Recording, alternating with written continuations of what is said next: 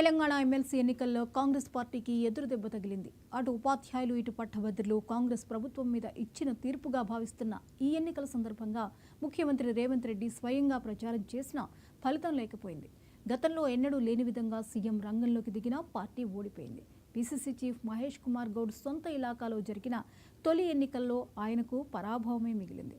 42 assembly సెగ్మెంట్లలోకి వచ్చే ఈ MLC నియోజకవర్గ పరిధిలో ఇన్ఛార్జీలతో కలుపుకుని 7 మంత్రులు, 23 మంది కాంగ్రెస్ ఎమ్మెల్యేలు ఉండి కూడా అధికార పార్టీ ఓటమి నుంచి తప్పించుకోలేకపోయింది.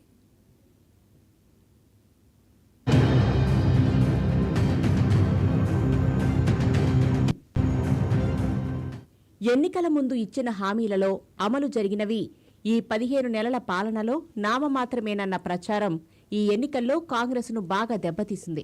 100 రోజుల్లోనే హామీలు అమలు చేస్తామని చెప్పినా ఆచరణలో అలా జరగలేదు.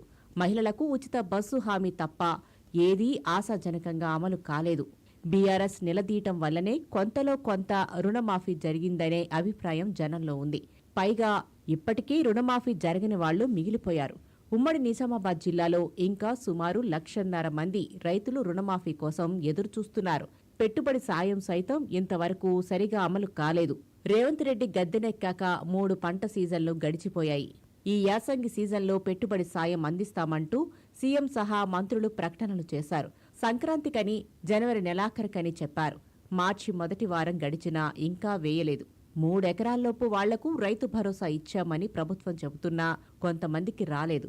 ఏటా ఎకరానికి 15,000 అందిస్తామని హామీ ఇచ్చి 12,000కే పరిమితం చేయడం రైతుల కోపానికి కారణమైంది. దీంతో రైతు కుటుంబాల్లోని పట్టభద్రులు కాంగ్రెస్కు ఓటు వేయలేదు.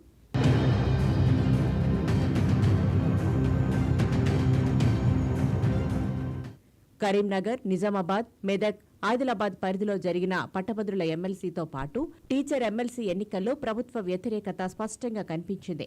పట్టభద్రులుగా, ఉపాధ్యాయులుగా 2 ఓట్లు వేసిన టీచర్లు ప్రభుత్వానికి వ్యతిరేకంగా ఓటేసినట్లు నిఘా వర్గాలు గుర్తించాయి. టీచర్ ఎమ్మెల్సీ స్థానంలో కాంగ్రెస్ పోటీ చేయకపోయినా పరోక్షంగా వంగా మహేందర్ రెడ్డికి మద్దతిచ్చినట్లు ప్రచారం జరిగింది. కాంగ్రెస్ సానుభూతి పరుడిగా చెప్పుకున్న మహేందర్ రెడ్డికి టీచర్లు ఓటేయలేదు. కాంగ్రెస్ ప్రభుత్వం మీద ఉపాధ్యాయ లోకంలో గూడు కట్టుకున్న అసంతృప్తి ఎమ్మెల్సీ ఎన్నికలతో ఒక్కసారిగా భగ్గుమన్నది. 15 నెలల కాలంలో 5 డిఏలు పెండింగ్లో ఉన్నాయి.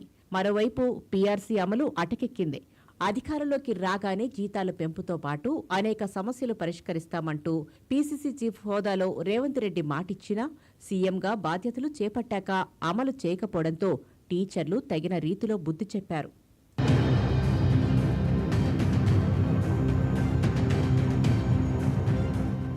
నిజామాబాద్లో నిర్వహించిన పట్టభద్రుల ఆత్మీయ సమ్మేళనంలో సీఎం రేవంత్ చేసిన వ్యాఖ్యలను ఓటర్లు పట్టించుకోలేదు. రైతు రుణమాఫీ అమలైతేనే ఓటు వేయాలని పిలుపునిచ్చారు. రైతు భరోసా వస్తేనే ఓటెయ్యాలని సూచించారు. వాస్తవానికి రుణమాఫీ, రైతు భరోసా పథకాలతో రైతు కుటుంబాలకు దక్కింది స్వల్పమే. సీఎం చెప్పినట్లే ఓటుతో తమ అసంతృప్తిని వెళ్లకెక్కి సరైన రీతిలో గుణపాఠం చెప్పారని ఉమ్మడి జిల్లాల్లో చర్చించుకుంటున్నారు. బీజేపీ అనుకూల ఓటు కంటే కాంగ్రెస్ వ్యతిరేక ఓటు ఈ ఫలితాలనిచ్చింది.